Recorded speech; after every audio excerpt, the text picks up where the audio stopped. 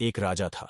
उसका एक मंत्री था जिसका नाम जय सिंह था। वह बहुत बुद्धिमान तथा समझदार था। एक बार राजा के राज्य पर साथ वाले राज्य ने आक्रमण कर दिया। वह बहुत दुखी हुआ। वह अपनी जान बचाने के लिए गुप्त मार्ग से अपने मंत्री के साथ जंगल में पहुंच गया। उसके मंत्री को चाहे कोई दुख हो या सुख हो, वह हमेशा यही कहता कि परमात्मा जो करता है अच्छा ही करता है।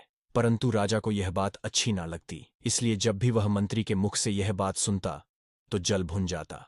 अब जब मंत्री और राजा अपनी जान बचाकर जंगल में पहुंचे तो मंत्री मन ही मन परमात्मा को धन्यवाद दे रहा था। उसने राजा से कहा, राजन, घबराने की क्या जरूरत है।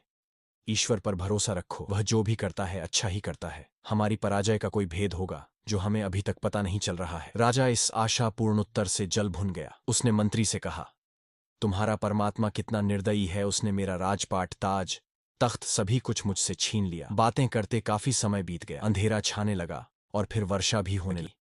मौसम में एकदम ठंड छा गई।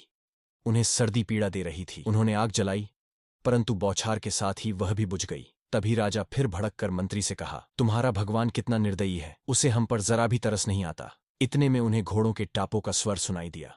सिपाही घोड़ों पर बैठकर उनकी तरफ आ रहे थे। दुश्मनों के सिपाहियों को देखकर राजा का बुरा हाल हो रहा था, लेकिन अंधेरा होने के कारण राजा और मंत्री के घोड़े दिखाई ही नहीं दिए। तभी उनमें से एक ने कहा, जल्दी ढूंढो, वह यहीं कहीं छुपे होंगे। दूसरे ने कहा, जल्दी करो, कल उन दोनों को फांसी दे दी जाए और हमें बहुत सारा इनाम मिलेगा। लेकिन वे सैनिक राजा और मंत्री को ना ढूंढ सके और अपना सा मुंह लेकर वापस चले गए।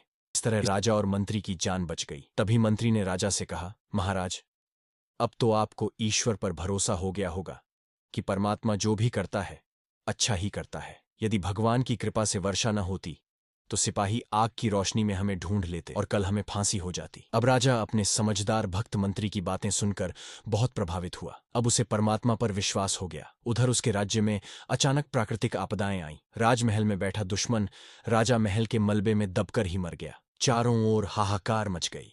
उधर मंत्री और राजा दोबारा अपने राज्य में चले गए। बिना लड़े भिड़े ही उन्हें राज्य पुनः प्राप्त भी हो गया।